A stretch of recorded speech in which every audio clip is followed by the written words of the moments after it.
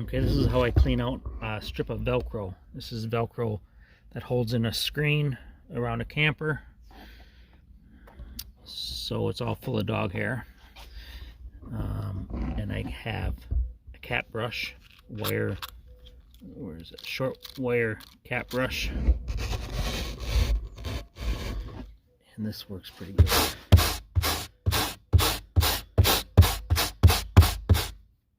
I don't know if you can zoom in and see that. It's going to get loud here. I'm turning my vacuum on now.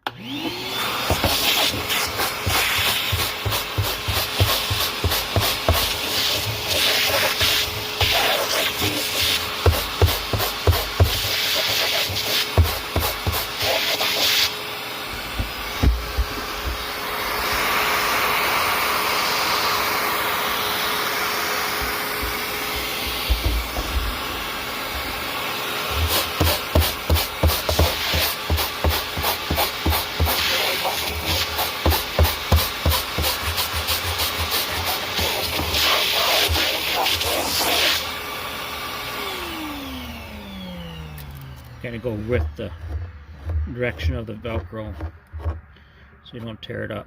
I don't know how it goes the other way.